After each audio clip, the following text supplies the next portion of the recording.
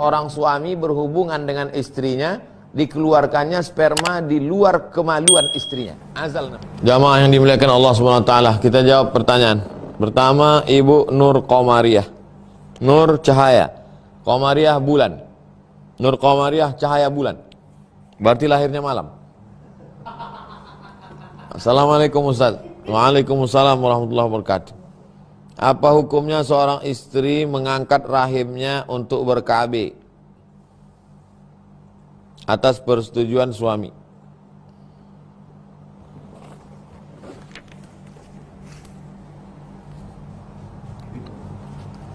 KB. Saya KB Pak Ustadz. Anaknya berapa? 10. Hah. Kenapa 10? Rupanya keluarga besar. KB ini terbagi dua, Bu Nur. Pertama namanya tanzimun nasal. Tanzimun nasal, mengatur kehamilan.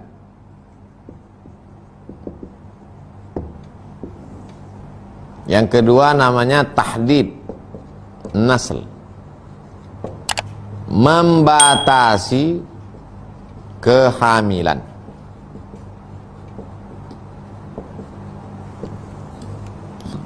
Contoh membatasi kehamilan pada laki-laki adalah vasektomi. Vasektomi, diputus, habis itu dia tak bisa lagi. Ada lagunya itu, putus tak bisa disambung. Sedangkan pada perempuan itu namanya steril. Steril, diangkat rahim, tak bisa mengandung lagi.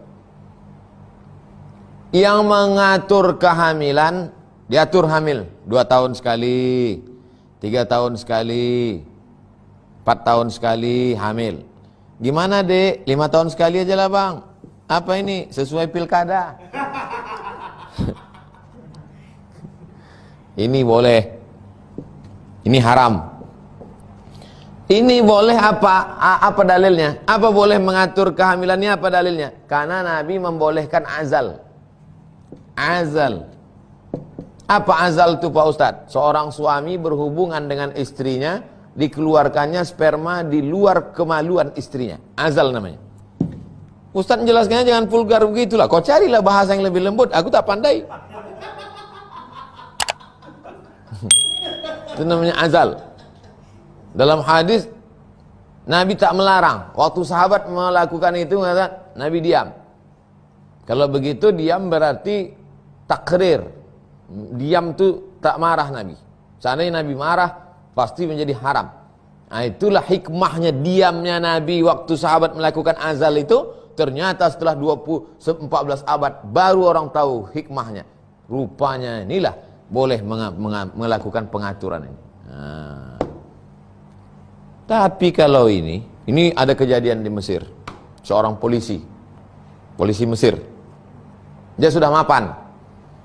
Sudah punya rumah, apartemen, sudah punya mobil, sudah punya anak 2 orang. Kisahnya true story, kisah nyata. Lalu kemudian karena dia sudah menganggap mapan semua, akhirnya dia vasektomi.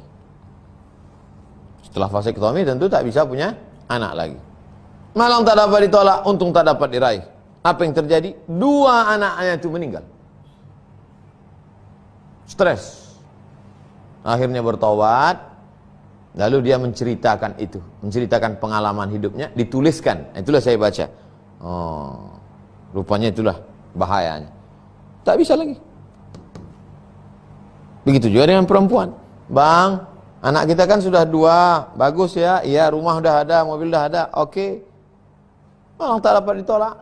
Bersin-bersin anak itu mati. Mati. Istri mau hamil lagi tak bisa.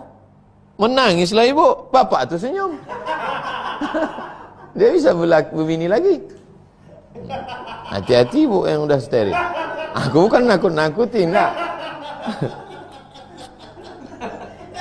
Tapi, tenang dulu. Tapi ada yang boleh steril nih.